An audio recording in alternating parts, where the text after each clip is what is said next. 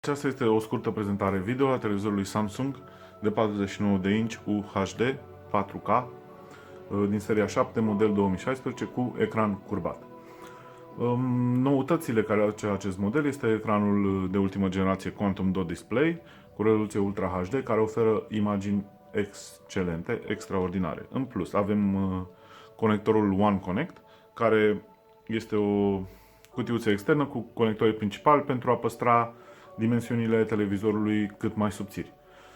În plus, avem această telecomandă Smart, model nou, care are doar câteva butoane, este foarte micuță și ușor de folosit, foarte intuitivă. La început pare ciudat, dar după ce învățați cele câteva funcții pe care le oferă, veți vedea că este foarte ușor de folosit față de o telecomandă clasică.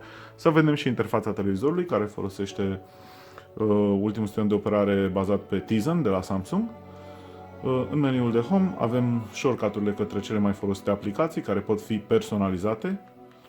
Avem ghid de canale, așa, cele mai accesate canale recente, ghidul de înregistrări. Putem merge în căutare, unde putem căuta în conținut atât pe YouTube, în aplicații, precum și în alte surse. Meniul de surse, unde putem să configurăm conectările și telecomanda televizorului. Iar la setări avem un meniu rapid pentru a schimba setările în mod rapid din telecomandă. Modul de sunet și alte setări avansate. Setările avansate sunt meniul standard de la Samsung, foarte ușor de folosit, foarte intuitiv, unde putem selecta din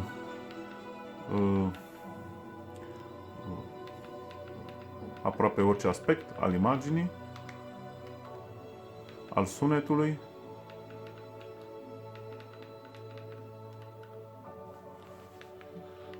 al recepției TV, conectării la rețea și a sistemului. De asemenea, găsim și o librărie de aplicații, unde avem o selecție destul de largă, care acoperă majoritatea categoriilor populare. Putem vedea și aplicațiile instalate pe televizor.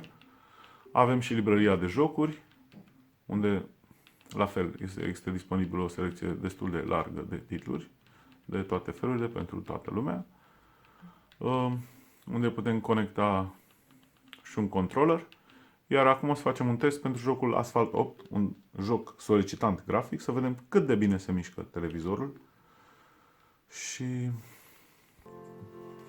mă voi juca cu ajutorul telecomenzii, deoarece nu am un controller dedicat pentru jocuri, dar recomand conectarea unui controller pe Bluetooth sau pe USB pentru o experiență completă în jocuri. O să alegem o cursă. După cum vedeți, interfața este foarte, foarte rapidă, se simte puterea de procesare și placa video avansată a televizorului.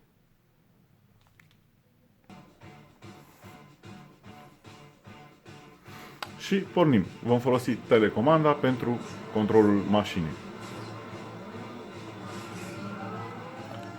Stânga-dreapta este foarte, foarte, foarte ușor de folosit. Televizorul răspunde instant la apăsările butoanelor de pe telecomandă, un avantaj enorm. Haideți să vă las în compania jocului.